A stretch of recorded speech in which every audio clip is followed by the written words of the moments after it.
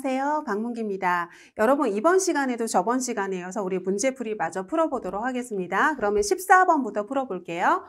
뇌졸중의 치료 및 예방으로 옳지 못한 거 물어보고 있잖아요. 그럼 여러분 뇌부종등으로 생명이 지금 위급하대요. 생명이 위급하면 당연히 수술을 먼저 받아야겠죠. 그죠?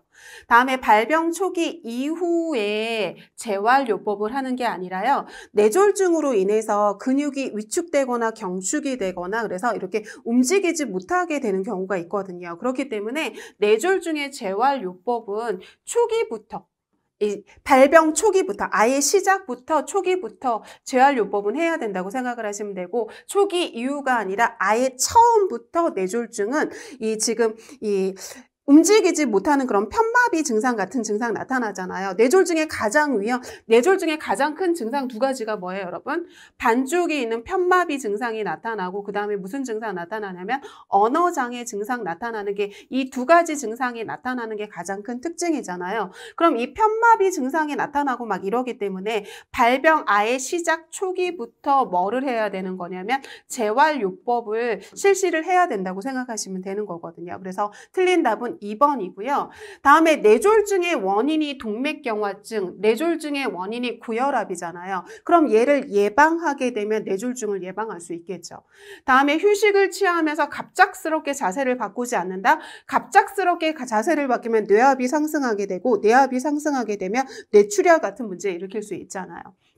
다음에 뇌졸중의 정구 증상이 나타나거든요. 그래서 뒷목이 이렇게 뻐근하다던가 이렇게 저릿저릿한 느낌 난다던가 팔다리 저림 증상이 나타난다던가 이런 정구 증상이 나타났을 때 빨리 병원에 가서 치료를 받으면 정상적으로 회복이 가능한데 특히 뇌경색 같은 경우에는 빨리 가서 혈전용해제를 치료를 받으면 정상 퇴원이 가능하잖아요. 그러니까 정구 증상이 나타났을 때 얘를 무시하지 말고 빨리 병원에 가서 치료받는 게 중요하다고 생각하시면 되죠. 그래서 여기서 틀린 답은 2번이라고 고르시면 되겠습니다.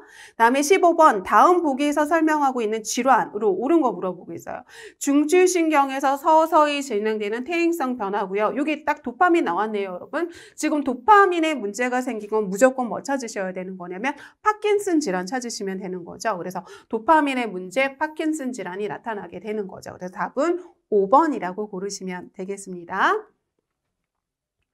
다음에 16번 파킨슨 질환은 뭐에 문제가 생긴 거예요? 지금 도파민에 문제가 생긴 거죠. 도파민 분비에 지금 장애가 생긴 거를 갖다가 파킨슨 질환이라고 하죠. 인슐린 분비에 장애가 생긴 걸 우리 뭐라고 하는 거냐면 당뇨병이라고 얘기를 하죠. 그러니까 틀린 답은 1번이라고 고르시면 되겠습니다. 그래서 우리 치매, 뇌졸중, 파킨슨 질환에 대한 문제풀이 풀어봤고요. 다음은 노인의 건강 증진 및 질병 예방에 대한 문제풀이로 들어가도록 하겠습니다. 노인의 영양 문제가 나타나는데요. 영양 문제에 대한 설명으로 옳지 못한 거 물어보고 있어요. 그럼 감각 기능의 저하 나타나죠. 그죠? 그래가지고 우리 미각의 문제 나타나잖아요. 지금 미각의 문제가 나타나서 여기가 무슨 맛이죠? 단맛이 감소하게 되고 짠맛도 잘 못 느끼게 되고 쓴맛은 잘 느끼게 되죠. 다음에 양쪽에 있는 뭐예요, 여러분? 신맛도 잘 느끼게 되고 그 다음에 후각의 문제도 생기고 그 다음에 여러 가지 그 감각 기능이 저하 나타나잖아요. 다음에 포만감 느끼거든요. 포만감을 느끼는데 어떤 포만감을 느끼면 조기의 포만감을 느껴요. 일찍 포만감을 느끼기 때문에 과식이 아니라 영양 섭취를 잘 안 하게 돼요. 그래서 얘가 영양 섭취에 잘 안 하게 되거든요. 일찍 배가 부르기 때문에 잘 안 먹는단 말이에요. 그래서 지금 과식이 아니라 영양 섭취를 잘 안 하는 문제가 생기게 되는 거죠. 다음에 칼슘의 섭취 및 흡수 감소하게 되고 만성질환 때문에 약물 복용이 작죠. 왜냐하면 만성질환은 하나만 가지고 있는 게 아니라 두세 개 이렇게 가지고 있기 때문에 약물의 복용의 횟수도 가지수도 많아지잖아요. 다음에 갈증에 대한 반응 저하로 탈수 발생하죠. 갈증을 느끼는데도 지금 내 몸이 탈수 상태인데도 갈증을 못 느껴 가지고 물을 잘 먹지 않잖아요. 그렇기 때문에 노인 어르신 같은 경우에는 규칙적인 시간마다 이렇게 물을 습관적으로 먹어주시는 게, 이렇게 드셔주시는 게 좋은 거죠. 틀린 답은 2번이라고 고르시면 되겠습니다. 다음에 2번 노인의 영양관리에 대한 설명으로 옳지 못한 거 물어보고 있거든요. 적절한 칼로리 섭취로 이상적인 체중 유지하면 좋을 테고요. 하루 3끼 규칙적으로 하면 당연히 좋을 테고요. 여러분 동물성 지방의 섭취는 피해야죠. 피해야 되는 거고요. 무슨 지방의 섭취를 해야 될까요? 식물성 지방의 섭취를 해야 되도록 해야겠죠. 그러니까 틀린 답은 3번이라고 고르시면 되겠습니다. 다음에 3번, 암을 발생을 예방하는 식생활 습관이에요. 식생활 습관으로 지금 옳지 못한 거 물어보고 있네요. 그럼 다채로운 식단으로 균형 잡힌 식사 해야 되고요. 균형 잡힌 식사를 위해서 3끼 중에 한 끼만 6가지 식품군을 먹는 게 아니라 몇 끼, 3끼, 모든 몇 끼마다 6가지 식품군을 골고루 섭취하도록 해야겠죠. 틀린 답은 2번이고요. 채소와 과일 충분히 섭취하고 짠 음식 덜 먹게 하기 위해서 우리 싱겁게 먹어야 되는 거고요. 그죠? 다음에 탄 음식 피해야겠죠. 탄 음식이 우리 위암을 발생하는 유발 요인이잖아요. 그러니까 여기서 틀린 답은 2번이라고 고르시면 되겠습니다. 다음에 4번 수분 섭취 방법으로 옳지 못한 거 물어보겠어요. 물은 마시는 양도 중요하지만 마시는 방법이 훨씬 더 중요하죠. 그래서 우리 한꺼번에 벌컥벌컥 이렇게 물을 많이 마시는 게 중요한 게 아니라 우리 1시간에 한 컵 정도 먹어주는 게 좋은 거죠. 한 컵 정도. 이 한 컵이 한 200cc 정도 되잖아요. 그런데 이를 한꺼번에 먹어주는 게 아니라 1시간에 한 컵을 천천히 이렇게 먹어주는 방법이 더 중요한 거라고 생각하시면 되죠. 다음에 세계보건기구가 제시한 물의 섭취 하루 권장량은 하루에 1.5에서 2리터 먹어주라고 얘기하고 있고요.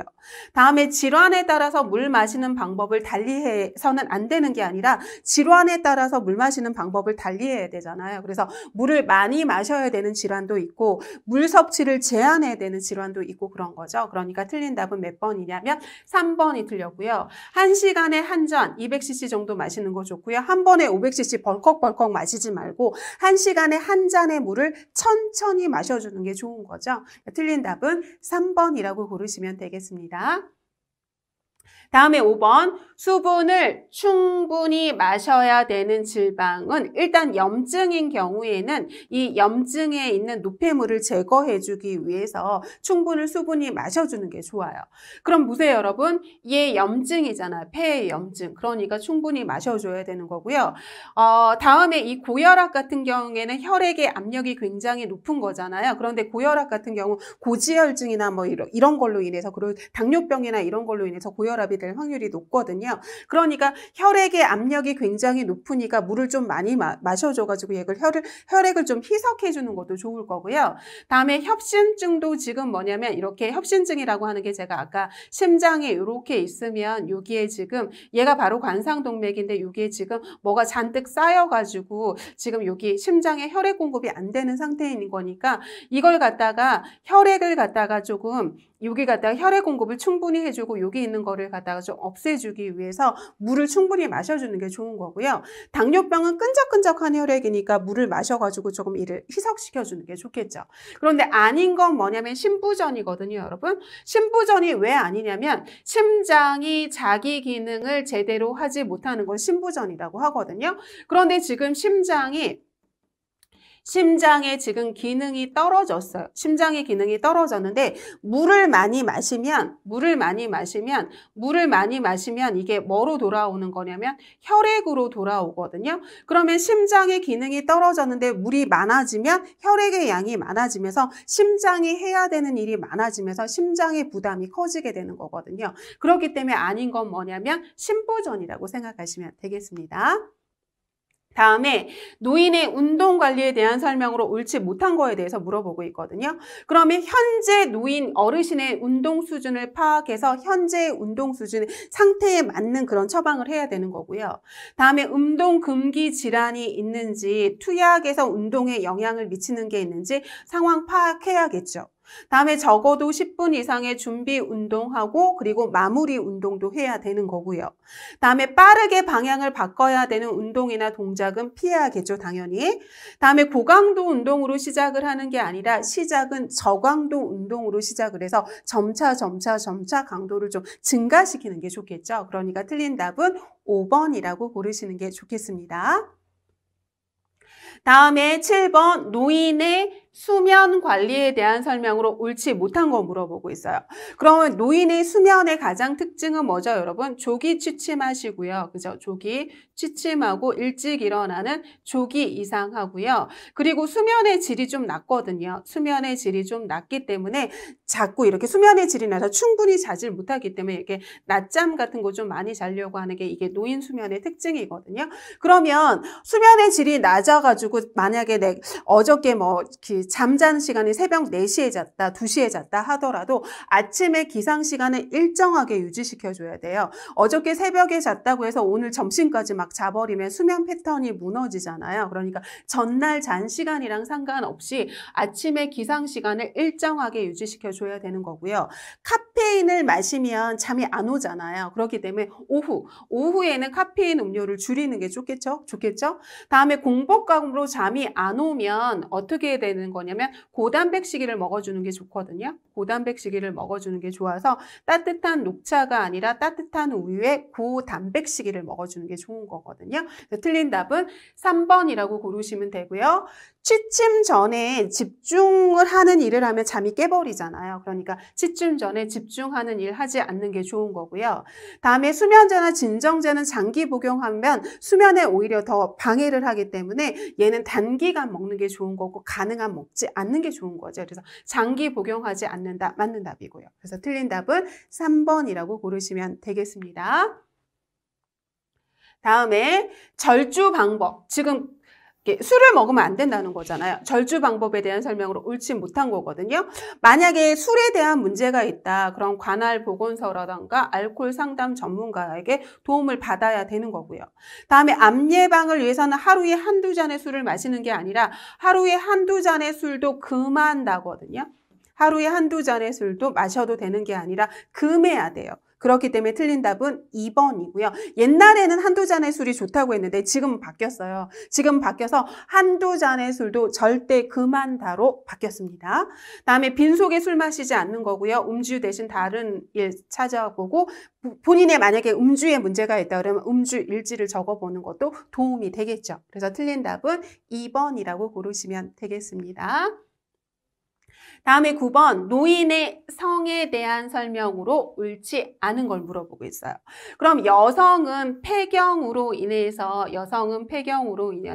여성 호르몬인 에스트로겐 분비 감소로 뭐를 하는 거냐면 질분비물의 감소가 질분비물이 나오지 않고 안 나오잖아요. 감소가 일어나잖아요. 그렇기 때문에 질분비물이 잘 나오지 않기 때문에 성교시 통증 나타나고요. 다음에 여성 노인도 남성 노인도 성 기능은 둘 다 떨어지는데 성 욕구는 그대로 유지하는 거잖아요. 그러니까 남성 노인도 성 기능이 떨어지기 때문에 성적 자극의 반응이 지연이 되고요. 다음에 당뇨병. 이 당뇨병은 이게 끈적끈적한 혈액이 가는 거기 때문에 이게 말초의 문제를 일으키기 때문에 발기부전 경험할 수 있고요. 다음에 항염증성 약물도 성적 욕구를 감소시킬 수 있거든요. 그런데 여러분 뇌졸중 재발과 성생활은 전혀 관련이 없어요. 전혀 관련이 없거든요. 그러니까 틀린 답은 5번이라고 고르시면 되겠습니다. 여러분들이 여기서 기억해야 될 건 뭘 기억하셨으면 좋겠냐면 당뇨병은 발기부전 일으킬 수 있다는 거 기억하셔야 되고요. 다음에 이 성생활하고 뇌졸중 재발하고는 전혀 상관이 없다는 거 기억하셔야 되고요. 다음에 항염증성 약물은 뭐를 감소시키냐면 성욕구를 감소시킬 수 있다는 거 기억하시고요. 이 노인이 되게 되면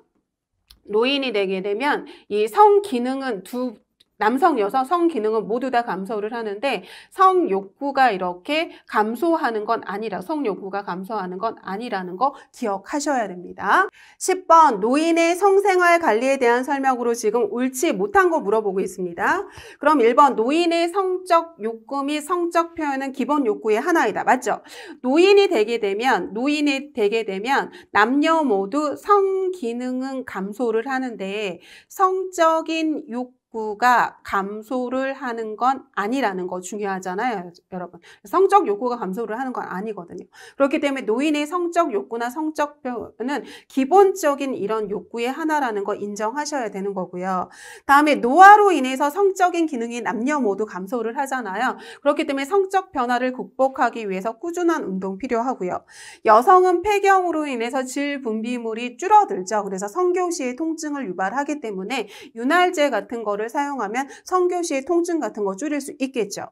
다음에 약물 처방을 받을 때 성기능에 영향을 미치는 약물을 꼭 확인할 필요가 없는 게 아니라 그런 약물이 있는지 확인해야 되잖아요. 그래서 우리 아까 제가 애우라고 했던 거 있잖아요.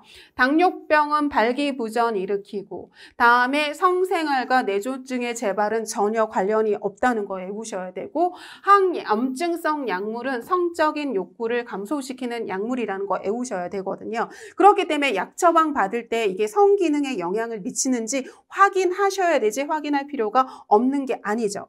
다음에 성에 대한 개념은 개인차가 있으므로 사생활 존중해야 되는 거 맞는 거고요. 그러니까 틀린 답은 4번이라고 고르시면 되겠습니다.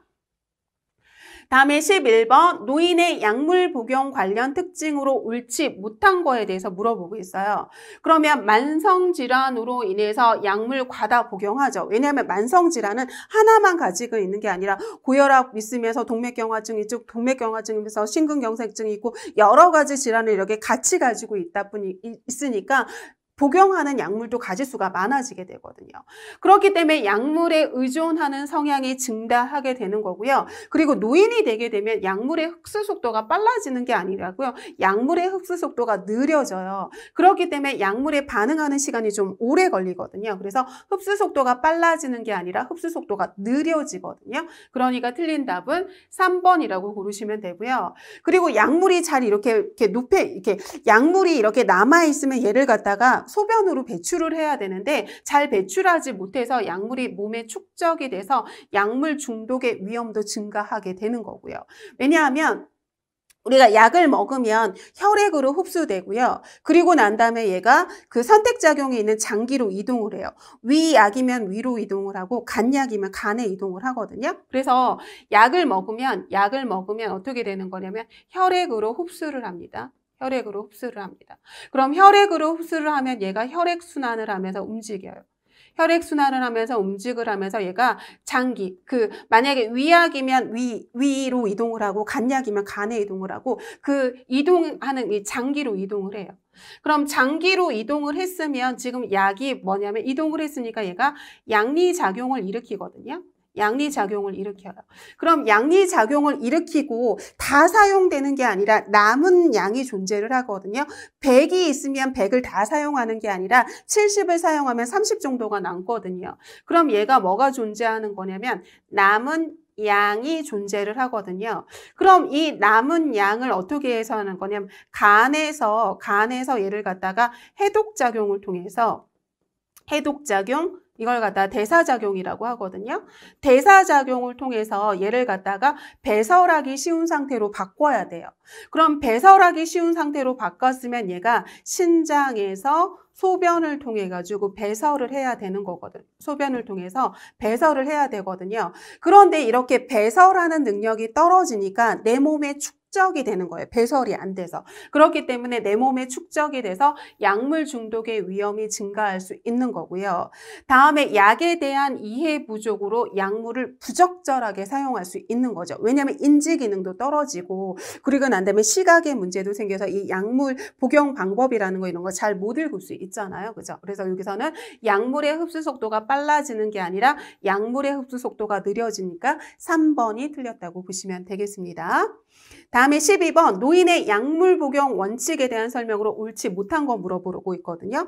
약을 복용하면 약물의 효과뿐만 아니라 약물의 부작용에 대해서도 당연히 알고 계셔야 되죠. 다음에 비처방약은 의사의 상담 없이가 아니라 비처방약이라 하더라도 의사의 의사의 상담을 받고 복용을 해야 되는 거거든요. 왜냐하면 우리 건강보조제 식품도 지금 질환에 따라서 도움이 되는 건강보조제도 있고 질환에 해가 되는 건강보조제도 있거든요. 그러니까 대상자 어르신의 건강 상태, 질환 상태에 맞는 건강보조제를 복용을 해야 되는 거고 금해야 되는 건강보조제도 있기 때문에 비처방 약물도 반드시 의사의 상담을 받고 먹어야 된다고 생각하시면 되겠습니다. 그래서 틀린 답은 3번이라고 생각하시면 되고요. 당연히 다른 사람에게 처방된 약은 절대 복용해서는 안 돼요. 왜냐하면 약물의 그 용량을 결정할 때 성별에 따라서도 다르고요. 다음에 연령에 따라서도 다르기 때문에 다른 약, 사람에게 처방된 약을 내가 먹어서도 안 되고 나한테 처방된 약을 남았다고 해서 다른 사람에게 권해서도 안 됩니다. 다음에 진료나 건강상담 시 평소 복용 중인 약물을 사전에 제시를 해서 내가 이러이러한 약물을 복용하고 있다는 걸 미리 얘기하고 그거에 알맞는 처방을 받도록 해줘야 하는 거겠죠. 그래서 틀린 답은 3번이라고 고르시면 되겠습니다. 다음에 13번 노인의 약물 사용 방법에 대한 설명으로 옳지 못한 거 물어보고 있어요. 그럼 복용하던 약물을 의사의 처방 없이 내 맘대로 중단하면 안 되고요. 반드시 의사와 상담해야 되고 의사의 처방에 따라야 되는 거죠. 가급적 단골 병원, 단골 약국을 지정해서 다녀야지만 내가 복용하고 있는 약물에 대해서도 잘 알고 있고 나의 질환이나 나의 상태에 따라서 잘 알고 있으니까 새로운 약물을 처방받거나 새로운 건강보조제를 먹을 때 조언이나 이런 거를 받을 수 있겠죠. 다음에 진료 후 이전의 처방약을 이어서 복용하면 안 되죠. 그래서 전에 이렇게 먹었던 약이 남아있다고 해서 아깝다고 걔를 먹으면 안 되고 걔는 먹으면 안 되고요. 새로운 처방받은 약을 먹어야 된다고 생각하시면 되죠. 다음에 약이 쓰다고 다른 것과 함께 복용하면 안 되고 그대로 먹어야 되는 거고요. 다음에 약이 삼키는 게 힘들면 내 맘대로 쪼개면 안 되죠, 여러분. 쪼개는 게 가능한 건 이렇게 약에 이렇게 분할선, 이걸 갖다가 뭐라고 하는 거냐면 분할선이라고 하거든요. 그럼 이렇게 분할선이 있는 약만 쪼갤 수 있고요. 분할선이 없는 약은 내 맘대로 쪼개면 안 돼요. 약은 어떤 약이냐에 따라서 코팅제가 다 다르거든요. 그럼 내 맘대로 이렇게 쪼개버리면 얘가 코팅제가 이렇게 벗겨지면서 이렇게 약이 만약에 간약을 먹었는데 간에 도달하지 않은 채로 다 사라져 버릴 수도 있고 하기 때문에 내 맘대로 쪼개는 게 아니라 분할선이 있는 약만 쪼개는 게 가능하다고 생각하시면 되겠습니다. 그래서 답은 5번이 틀렸다고 보시면 되죠. 다음에 14번 65세 이상 노인에게 권장하는 예방접종의 종류가 아닌 걸 물어보고 있어요. 그럼 이거 다시 한번 살펴볼까요, 여러분?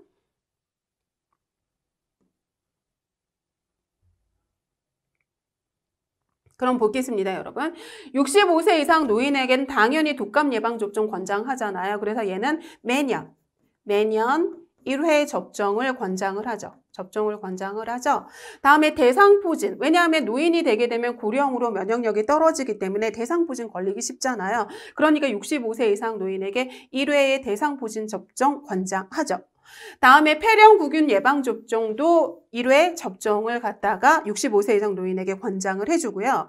다음에 디프테리아 접종도 권장을 하죠. 그래서 우리 원래 최초 1회 접종은 뭐를 하는 거냐면 디프테리아, 파상풍, 백일해.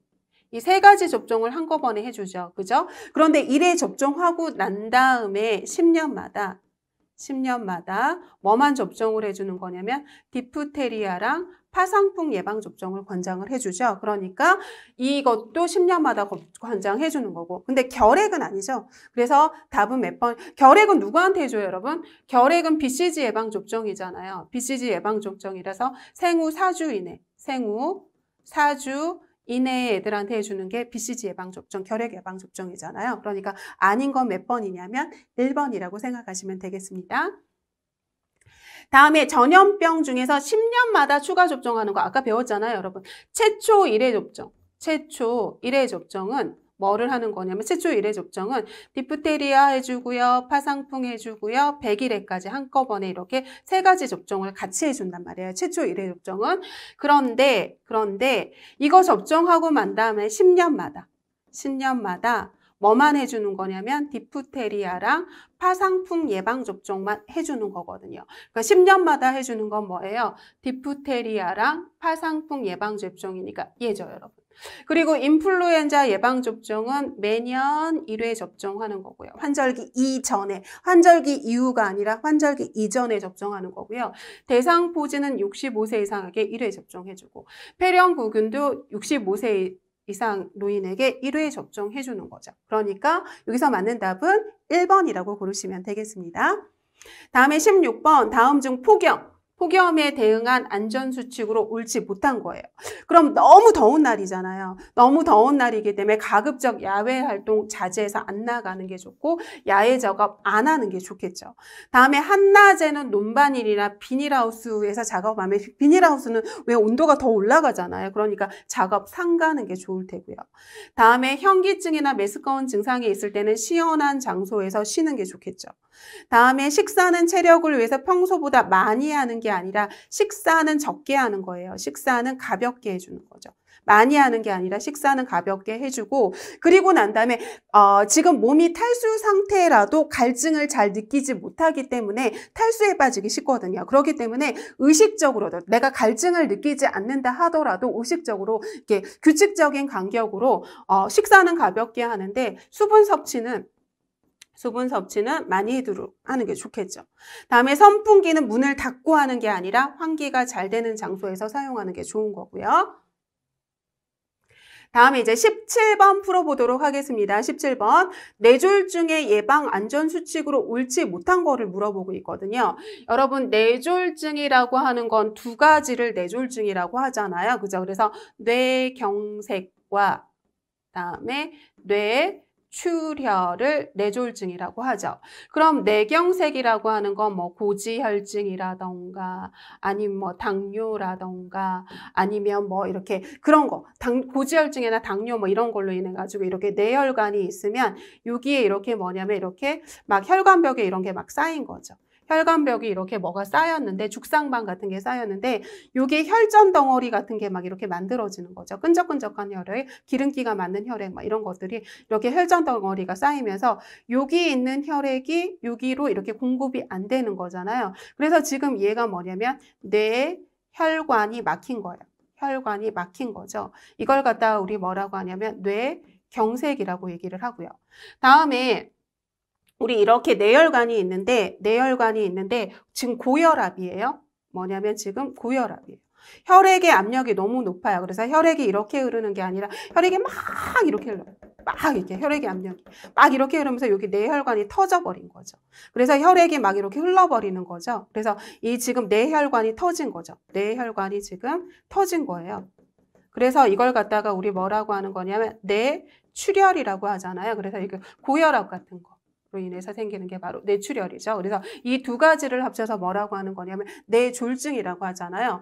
그러면 고혈압으로 인해서 우리 뭐로 되는 거냐면 뇌출혈로 갈 수 있고 이 뇌출혈이 뇌졸중이잖아요. 그러니까 이거 관리해야겠죠. 그죠?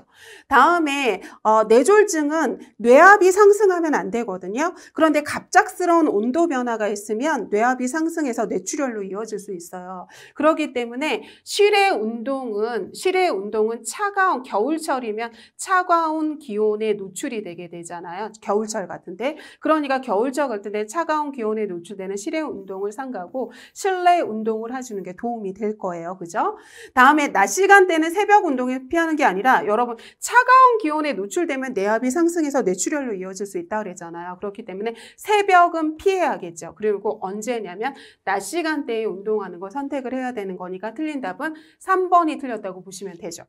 다음에 당연히 준비 운동 철저히 해야 되고요. 다음에 마무리 운동까지 철저히 해야 되는 거고요. 술을 많이 마시면 평행의 문제나 이렇게 균형 간격의 문제가 생기기 때문에 넘어지거나 낙상의 우려가 있고 막 이러잖아요. 그렇기 때문에 술을 많이 마시 다음날 아침에는 가급적 외출을 삼가하는 게 좋겠죠. 그래서 틀린 답은 3번이라고 고르시면 되겠습니다.